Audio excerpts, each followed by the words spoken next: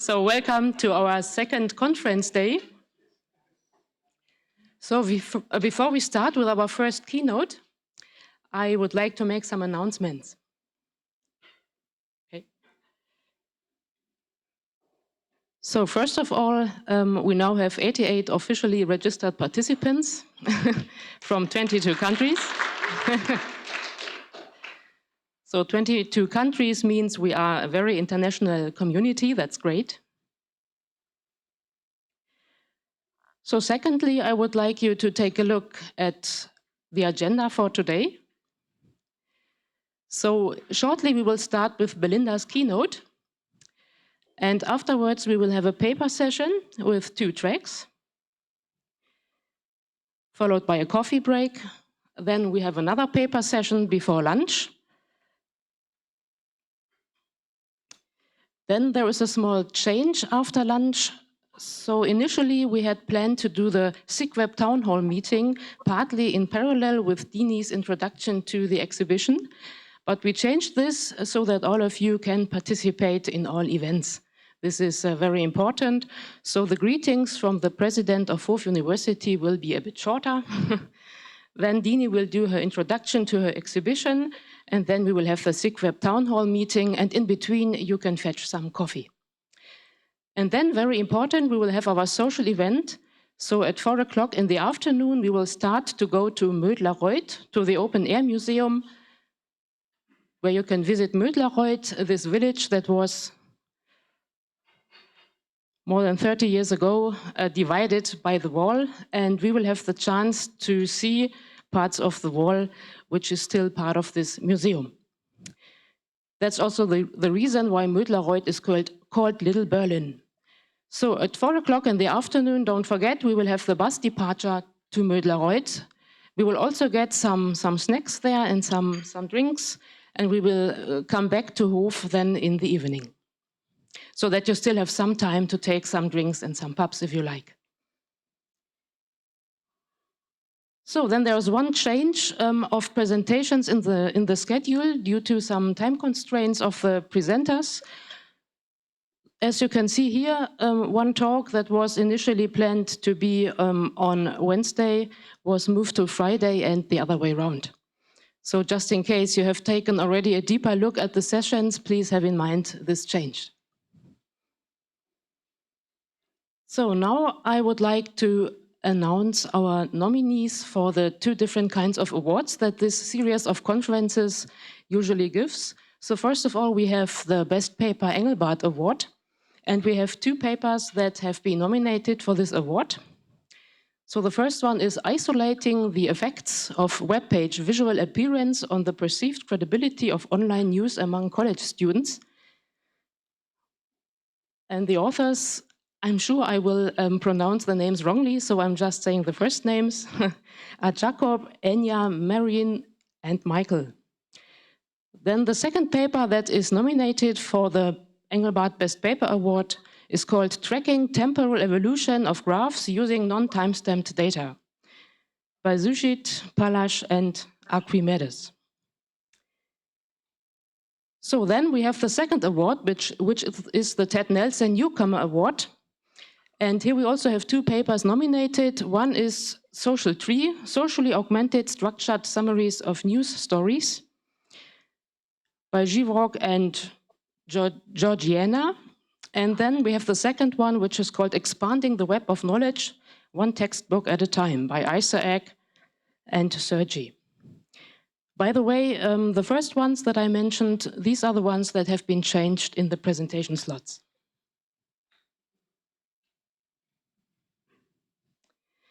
So then, T-shirts. If any one of you, we still have a few T-shirts, so if any one of you is interested in a T-shirt, just let us know.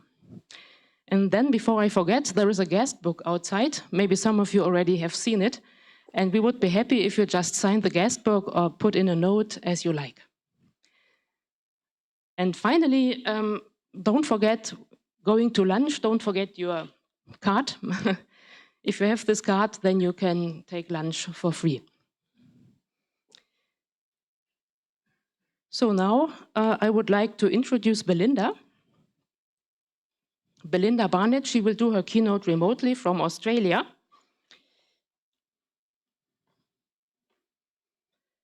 Belinda is Senior Lecturer in Media and Communications at Swinburne University in Melbourne, Australia.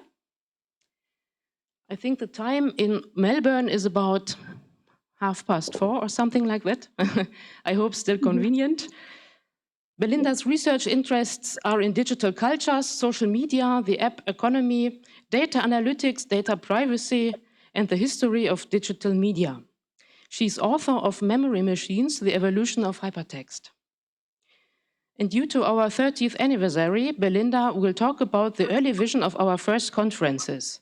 Where have we been? Getting our bearings. Belinda Barnet. Hello, can you hear me? You can hear me, I gather? Okay. So I'm sorry I couldn't be there in person. I'd love to grab one of those t-shirts. This presentation is really to explain why hypertext is still important, arguably more important than it was in the early conferences. The main reason is that we still need a way to organise the information that surrounds us in a way that can solve problems. So navigation is pointless unless you remember where you've been. And as we kind of steer full tilt into a horizon line of machine learning and data analytics and social media, I thought it was time to take our bearings, to think about where we've come from. So this is the 30th ACM Hypertext Conference, not it's mainly because we've missed a year or two along the way. So with that in mind, I've gathered some memories from the early pioneers about the vision of those early conferences and what the vision was like back then, and kind of to ask where have we been. So the problem that hypertext was originally intended to solve, it hasn't gone away. If anything, it's become more urgent. We still need to find a way to organise the deeply tangled mess of data that surrounds us. And we ideally would want that system to be designed to augment our capabilities rather than to sell us stuff, which is what the majority of platforms in our current era seem designed to do. So we have real problems to solve as a species, and to do that we need knowledge, we need access to all of the science that has come before, all of the knowledge that has come before. So that urgency that Vannevar Bush felt is still there. We need to organise knowledge so that we can solve real problems that we face, like climate change. And we can't do that without efficient ways to access information that are designed to augment us as people rather than to sell us stuff. So I'd argue the web has not helped us to solve these problems, but it has highlighted it in razor-sharp text in 16.7 million colours. So if that sounds dramatic, that's because it is. The stakes are high. So the original ACM hypertext conferences began in an era when people believed that the solution to the world's problems might lie in finding a way to organise our information effectively so that we can access it, so that we can design solutions to things. Or as Doug put it, we need to boost our collective IQ. So to just quote from Doug for a minute in something he said in 1999 in an interview with me, it's a complex world. It's getting more and more complex, and the problems are getting more urgent, and there are problems that we need to deal with collectively. So let's see what we can do to improve our ability to deal with that complexity. So the hypertext pioneers, like Doug, had to invent a new discipline between computing science and the humanities, between information retrieval and psychology, or as Ted calls them, the technoids and the fluffies. So they invented a new discipline in between those fields. And of course, they had to use Ted's word for this field, hypertext. He coined that word in the 60s, and it was a rebellious idea, mainly because revolutions begin in the margins. As Professor Dame Wendy Hall, one of the world's greatest computer scientists and also a multimedia pioneer in her own right, recalls, what I loved about the early hypertext conferences were that the participants weren't just techies. They were authors and poets as well. I used to call them the literati. They were the people who used hypertext systems like StorySpace to create things. I remember the early hyperpoetry readings, magical. Stuart Moulthrope remembers that the early community and hypertext conferences were not multidisciplinary so much as what he calls bidisciplinary, as in CS and the rest, sometimes described as small but fascinating. Small, fascinating, and prone to experimentation. Michael Joyce, a hypertext fiction pioneer who presented with Jay Bolter at the ACM Hypertext 87 conference, says, "What I remember is sitting at a rickety card table in the lobby with Jay as we handed out demo copies of StorySpace an afternoon on floppy disk. And then, after we adjourned to the plenary session, hearing the rumbling of mocking guffaws from the audience, many of whom had been working on hypertext and hypermedia systems long before. As Bill Atkinson demoed HyperCard with typical Apple-esque claims of innovation and unique features. So these people had been thinking about it for years before this conference and before HyperCard. So Apple was late to the party with its kind of its clean lines and its simplified product. Jay, for his part, also remembers the novelty and the interdisciplinarity. He wants to add that the historical context of hypertext and its importance was also highlighted from the very first conferences, something I'm trying to capture here as well, that it's important that we are able to build systems that augment our capacity as human beings rather than trying to sell us stuff, because we have problems to solve. So there was a rhetoric about the novelty and importance of hypertext. Fred Brooks, Jay says, gave a talk in which he points out the roots of hypertext go back to Vannevar Bush. The historical context was something that we all acknowledged from the outset. So interdisciplinarity, an articulate and historically important vision, a sense of novelty and play. So you need a research community that's not just from data science, computing science, or web science to accomplish this. And I guess what worries me a bit is that the original research community, the interdisciplinary network of poets and professors and theorists have kind of stopped attending the ACM hypertext conferences. So how can we get that back? Because great ideas were born there. How can we build a new generation with the sheer diversity and breadth of interests that we had back then? So we don't want to see this field of hypertext subsumed into web science or subsumed into social media, for that matter. Hypertext is its own project. And it contains multitudes. So as a field, hypertext was central to the first digital computing systems, the very first. All the early forays into screen-based computing and what would become personal computing in the 60s, for example, Doug's system, NLS, revolved around external symbol manipulation and other ways of doing hypertext. So at base, we're just talking about how to structure human knowledge on a computer screen so that it augments or boosts our capacity as human beings, trying to create stuff, trying to solve problems. So hypertext was obviously integral also to the development of the web, and the role of hypertext within the history of computing and the web is important. It's worth protecting the integrity of this field and building up that richness and that research community, that kind of multidisciplinary research community again. I want to finish with Mark Bernstein's recollection of the first hypertext conference. He sketched from memory the demos in the lobby of the brand new UNC Computer Science building in 1987. That lobby contained multitudes. Saving Ted Nelson, Mark says, I hadn't met any of these people before. It was a time of immense excitement and innovation.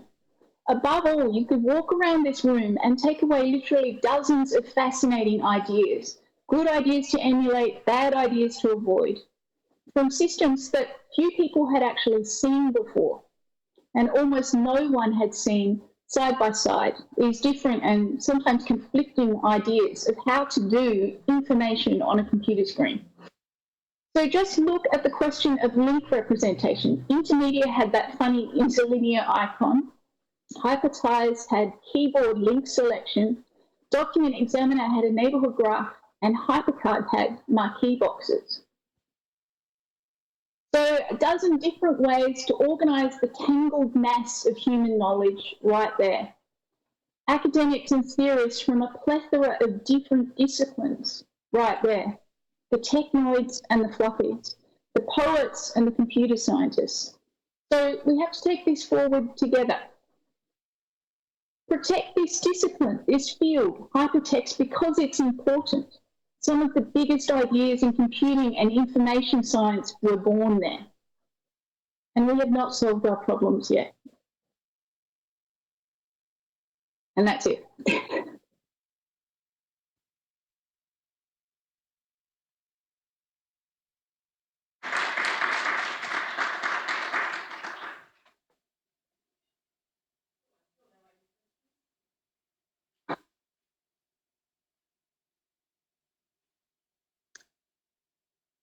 Now, are there any questions? Where do you think it's going? What do you think the next steps are for hypertext? Well, the answer to that I'd answer that in two parts. I can tell you where I think it's going. It's going in a direction where our data is a commodity, and our data is, as we're moving around these different platforms, the kind of ecosystems like Facebook or wherever we happen to be, these systems are organized in a way to collect our data and sell us stuff. So the actual architecture of it and the way these platforms are built, they're not created to augment our capacity. And we seem to be heading very strongly down that path. It's very hard to use any platform in the contemporary era when your data is not collected and used to sell you stuff. That's how you pay for these services. It would be nice to see an alternative. It would be really good to see an alternative.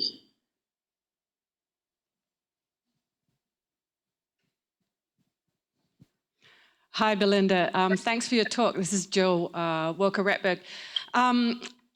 So I think you have a really good sort of presentation of it, and that initial excitement of the hypertext community, I think, is really palpable, even for those of us who came in a bit after the 80s.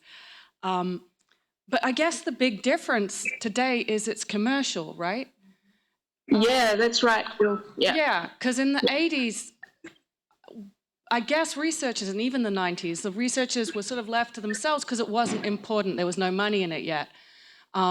Is there any hope, do you think, for building good technology when we're so dependent on the commercial system? Yeah. Well, I've been thinking about this for a long time, and part of me really thinks we need to find a way to pay for these services. Someone has to build them, right? And they have to get paid.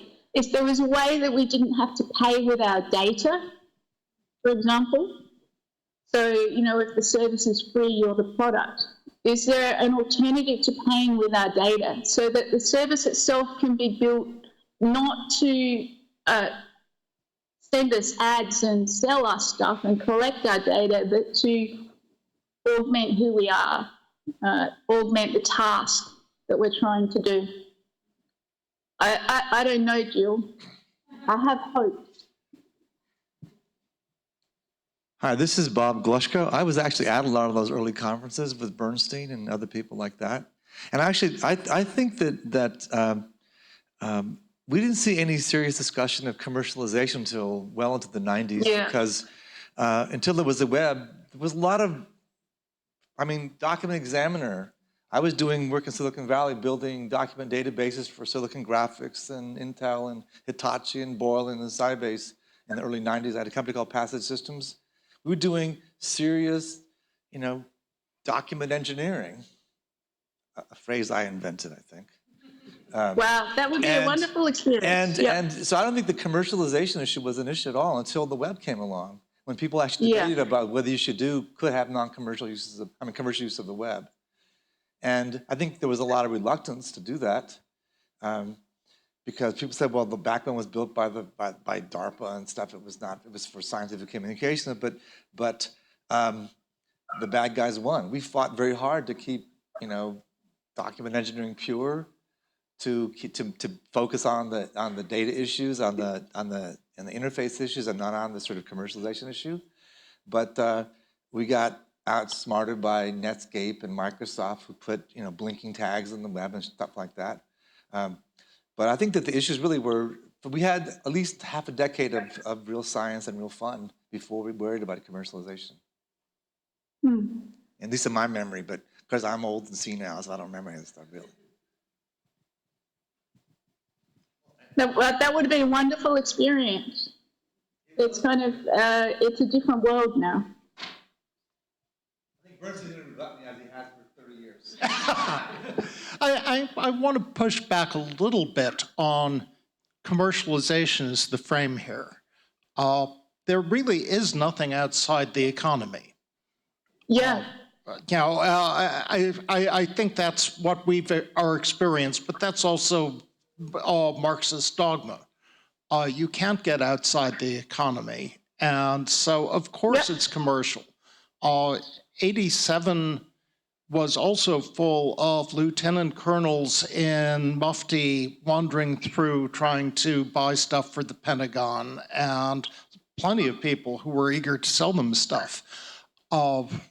So there's always money around. The problem is the way we choose to allocate the flows of money. I think your objection is that we have this covert way of exchanging value in which we seem not to be paying, but we are. Yeah, that's right. Mark, isn't it? I can't actually see you, but I recognize you. Yeah, this is Bob again. I think we want to distinguish between commercialization and consumerization.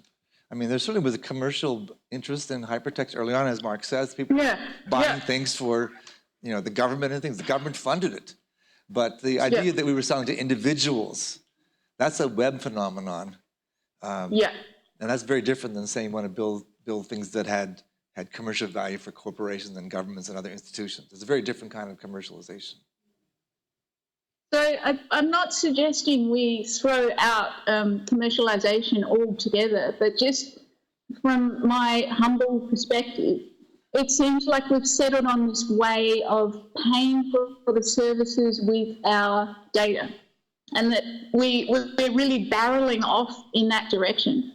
And surely if we stop and take stock, is there another way of paying for the services? Is there another way of building the services so that the entire infrastructure of those services is not dedicated to kind of collecting our data and then personalizing ads to show up? Hi, Belinda. Frode Hegland. Nice to see you, even though you're not here. Yeah, we do have to think about how to pay for this stuff. I mean, currently and historically, we have a choice between commercial or military. I mean, it was originally funded by the Air Force. He had a lot of his insights. I mean, Moore's law comes from Doug's work looking at a wind tunnel. So I'm not saying the military is necessarily bad, but also commercial isn't necessarily bad either. Not that you are at all saying it. But what we may want to do is raise awareness that there are opportunities here so that universities and university students can try other things than Google Docs and Microsoft Word. So I think that's maybe one of the things we can do here is quite simply raise awareness of other ways of doing it. What do you think? I think that's fantastic. That's precisely, yes. Thank you.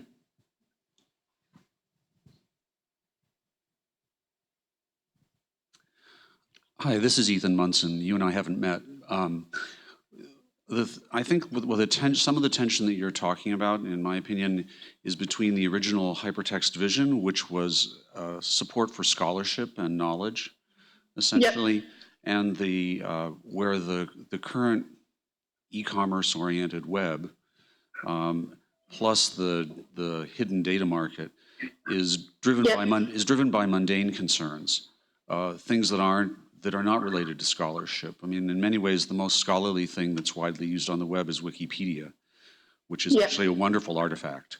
I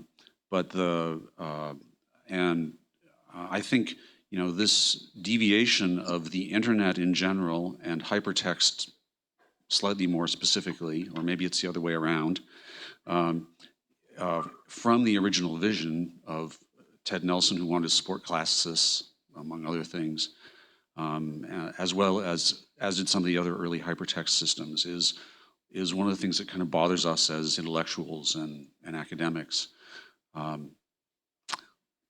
I think the separate issue that you're raising, which I think society needs to think about, is this commercialization of our data, and the risks and the sense that we're being exploited in ways that we can't understand. And so those are good things for you to talk about, are great things for you to talk about. But I also think understanding how we can exploit this technology to support scholars again in more interesting ways is exactly where we need to go. So that's more of a polemic than perhaps a question, but there you go. So Jill Walker-Retberg again. I recently started reading Shoshana Zuboff's Surveillance Capitalism. Oh, yeah. Which obviously is, I mean, it's sort of a summary of what scholars like yourself and others have been saying for a while about data now being the currency, in a sense, I suppose, that is what we're paying for things. And it does make me think, I mean, when you're talking here, I mean, some of the things that we have today, we should totally celebrate, right? I mean, the fact that I can use Twitter, a commercial system, and just use the hashtag and see all the tweets about ACM, about this conference, is beautiful. And I couldn't do that in the 9. Well, okay, maybe I could have in certain ways. Or the fact that people are blogging, or the Wikipedia. I mean, the fact that basically every kid now knows what hypertext, well, at least they might know the word hypertext, but they know what it is and they use it, right? I mean, that's glorious, and we should totally celebrate that. At the same time as the transition, and you're probably right, Mark, it's not really commercialization as such, it's the fact that we're selling data instead, and therefore the goal of profit is not, it's not to augment us, as you say, and I love that you're using Engelbart, Bush's word, the augmentation, and Engelbart's. It's to extract data to use for things. Yeah, that's right. And so I guess maybe I should reframe the question, not how to get rid of the commercializing, but how to just change that back. And there are people trying to do things. I mean, there's Ted Nelson's micropayments system was one suggestion, which hasn't quite happened. But we do have things like Patreon, and I mean, people are trying to do things. So, but then is it the role of the hypertext community to figure out how to pay for things? Probably not. I don't know. What do you think? I think that's a very good point, Jill. It may not be our role. But then again, was it really our role to work out how to structure information on a screen in the first place? I guess the hypertext community has reinvented itself so many times and solved problems. I'm just putting this out there as a problem, and the word extraction that you used there, Jill, is very important. So it's not about augmentation anymore, it's about extraction. Not to can all platforms. I love Twitter as well. I spend 23 and a half of 24 hours a day on it.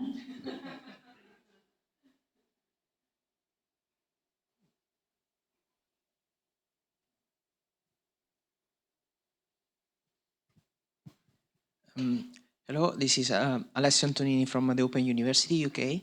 Thanks for your talk. I want to take your point about the poets, having back people from humanities and different field. It looks like, even the commercialization discussion looks like we need to input new problems to move a little bit further on the agenda on what to do. And my question for you, and maybe for everyone, is who could be the new poet for hypertext today? I mean, who can bring, which discipline, for instance, can bring new ideas, new problems that we can work on? Which, for my little experience, in these years, I worked very well with the TV content. Smart city problems are very interesting. For instance, how to address with hypertext different perspectives on a city. For instance, a school from a city, from the perspective of a teacher, the mayor, a parent, a neighborhood, whatever.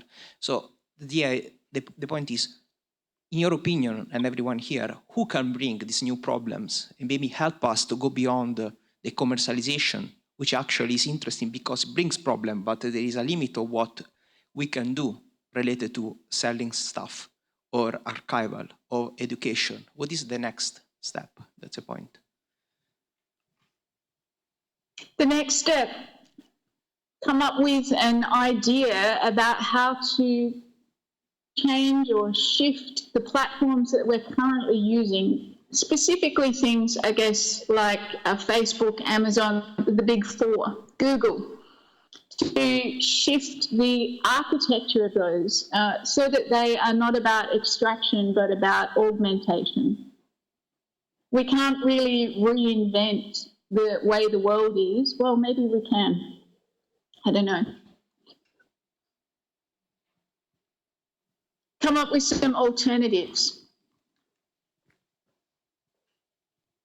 Hi, I'm Sam from Richmond in the UK. Is there a chance that this is sort of like when the alternative band goes mainstream, that it was exciting when you were kind of on the peripheries and largely unknown, and now hypertext is so mainstream and so widely used and there's so many iterations, that maybe this is kind of harking back to when maybe there was this kind of peripheral community that enjoyed less scrutiny. And now obviously because we're widely comfortable with the idea, it's widely deployed, there are these communities of kind of artists and people developing interesting ideas in hypertext, but they are small communities largely unrecognized, which is exactly what we're sort of harking back to.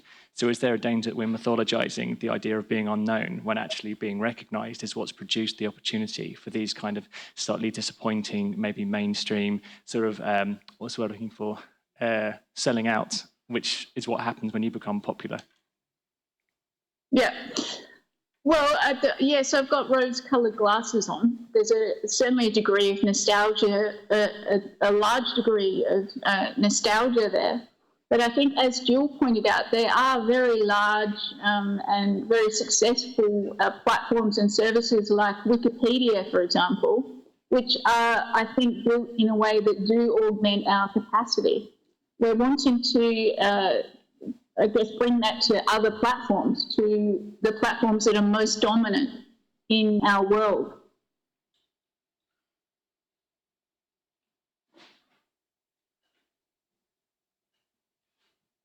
I hope that answers the question. This is Bob Glushko again. I can't resist keeping myself in this fight because I look back at the early 90s on this issue and I think we had a debate, maybe we didn't even call it resistance to use today's kind of words, from the hypertext research community to the web community as it was developing, because we were predicting that a presentation-oriented data model of HTML would enable this kind of browser lock-in proprietary exploitation. And that was simply the precursor of the Facebook, Google lock-in today. Our belief was that an open content model, source-oriented for HTML for most of us, would prevent that sort of thing. And then I organized a debate, HTML Poison or Panacea in 1994, which was sort of the last-ditch effort. And we ended up getting XML out of that, but we still lost the web to HTML. So we tried, but we just didn't fight hard enough. Try. You don't need to stop trying.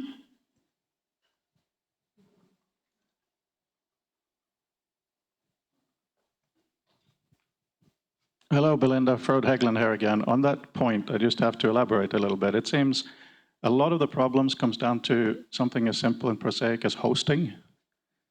if you're going to have stuff online, it's got to be somewhere. You know, there is no cloud in that personal sense. And I honestly think that if Google Drive could work as a normal HTML folder and iCloud for Apple, all of us could just use WordPress and we would be a little bit more free. Or we can use, well, then we could use almost anything, but now we can use WordPress. And I wonder, 50% of the sites of the internet are WordPress. But within our community, there is very little blogging. You know, there is Twitter, but so many of academics, they just don't have time to do this. But it seems to be, if we embrace WordPress and say, we can do the plugins, we can do the themes, we have a huge opportunity. Or is that too small a vision? What do you think? That's a really good start, but I guess I am actually talking about a larger vision, really. And the main entities I'm worried about are the big four.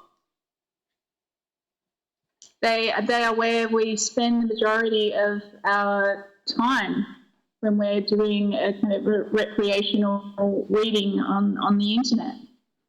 And I don't think that these large corporates are augmenting our capacity to do stuff, of what we intend to do, what we need to do. Mark Bernstein again. I want to ask a different sort of a question. In remediation, Bolter and Gruson attack much of what we are nostalgically remembering about early hypertext as naive American technodeterminism. And you are both the historian of that movement, and not an American can stand outside. Are we feeling nostalgia for naive American technodeterminism? I'm often called a technological determinist, and I've got no problems with it. I think we still exist.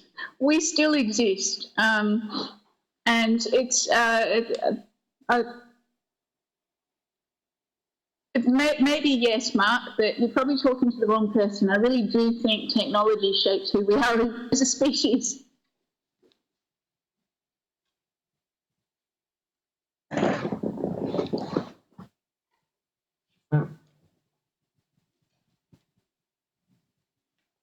So, are there any other questions? Otherwise, we would like to show you another small video. But before we do that, are there any other questions? If not, then Belinda, thank you very, very much.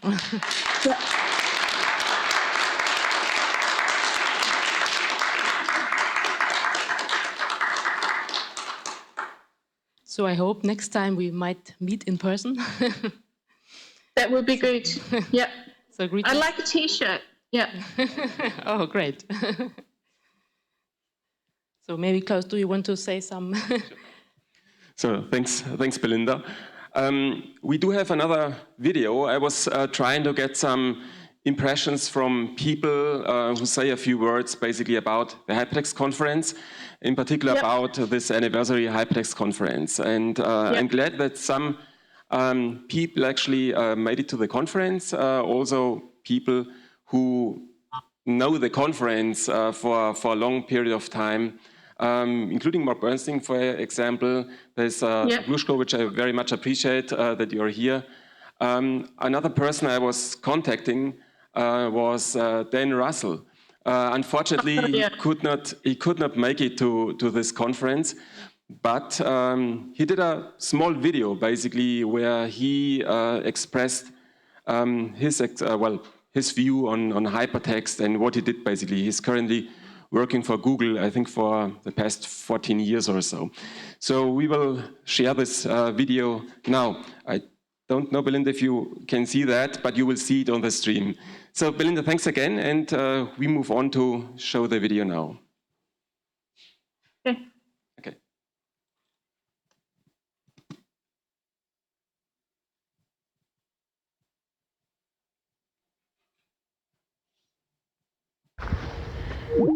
I'm standing here outside of the Xerox Palo Alto Research Center, which is one of the world's great institutions for hypertext research. In the early 1980s, work here began on the note card system, pioneered by Tom Moran, Randy Trigg, and Frank Halaz. It was at that time that I came to this institution and I began my own work with the note card system. It was a fantastic hypertext system. It was full of key features and ideas that wouldn't ever reemerge into the hypertext scene. It had double-ended links, it had dynamically typed links, and the scripting language was Interlisp, which is fantastic if you like parentheses. It was here that I developed the instructional design environment with my team that went on to be used as a Xerox product. It was used to develop many classes. It was used to develop all kinds of curriculum. It was an application built on top of note cards that lasted for many years. IDE was probably the first major application built on top of note cards. It let groups of colleagues work together in a seamless hypertext environment with collaborative authoring tools and content analysis just built in. It was fabulous and way ahead of its time. But for me, my seminal hypertext event was at Hypertext 1994, when I was part of a lively debate that was moderated by Bob Glushko. The question was, HTML, poison or panacea? The answer was pretty clearly panacea, but at the time, it really wasn't obvious, and maybe, just maybe, it's still not obvious if that's true. But then, something important happened. The hypertext universe changed. And then, in 2005, I came to Google to work on the world's largest web system. The hypertext system that is, that was, that will forever be, as implemented by the search engines and the crawlers at Google. I came here, I've been here for 14 years. I have solved problems that we never imagined in the early 1990s. Google is a place without equal. It is a hypertext system that boggles the imagination. My name is Dan Russell, and I work on hypertext, still, at Google. So I appreciate that Dan recorded this little video. I don't know if you have any comments on this video. Unfortunately, Dan cannot answer them right now. But if you have comments or discussion points, you're welcome to get this. Since he shouted out to my panel, I'm going to say a few things about that panel. I, at the time, was running a company called Passage Systems, which was basically doing consulting and document engineering so companies could move their 10,000 pages of technical manuals to the web, to online, typically CD-ROM formats. The web came along and we thought it was going to help us, but in fact it killed us because people said, oh, the web's so easy, we'll basically we don't have to pay for data modeling and document database. We'll just have engineers make web pages kind of thing. So we were having this big sort of existential fight about, will HTML save us or kill us? And the debate at Hypertext 94 was really between some of my consultants and some people we'd worked with, as well as some of the other side who was advocating for this HTML-based universe. The one outcome of that was that Tim Berners-Lee, whose paper we had rejected 3 years before for being brain dead stupid, was the keynote at that conference in 94. And he came to the session and said, oh my God, I had no idea I pissed so many of you off. And we said, but it's because we can't do good data if you can't parse it. If you can't validate it, it's worthless to an engineer. So he decided that he would let people write a DTD for him, so he'd actually have a parsable data model. But he was concerned that, in fact, he chose not to use HTML because HTML was so complicated. And so the outcome of this 6-hour session in the pub after my panel was that John Bozak and Tim Bray would go off and invent XML so we could write a DTD for the web and actually have an easier to parse set of data.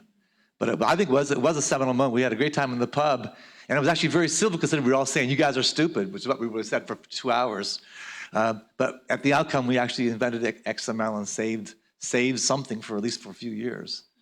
But it was an exciting time because it was really this notion of, some of us thought it was like the resistance. We will fight to the death to save the structured data model of hypertext.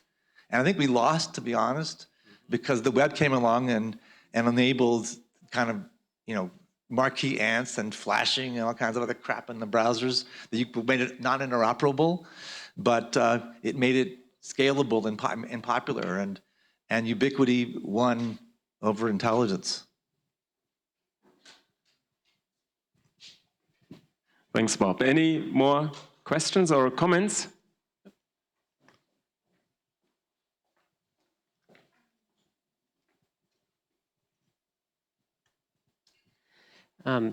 Thanks. Sort of stating the obvious, but it's so beautiful to have Belinda's talk followed by someone so invested in hypertext that he's created a career out of it and is representing Google, this very thing that Belinda pointed out as part of the economic and ethical corruption of the times we're in, arguably. So I don't have anything particular to say about that, except that maybe an invitation, let's keep that conversation on the surface because it's really important right now, whatever your feelings are about it. And I appreciate how that worked out to hear his video after Belinda's. Thank you.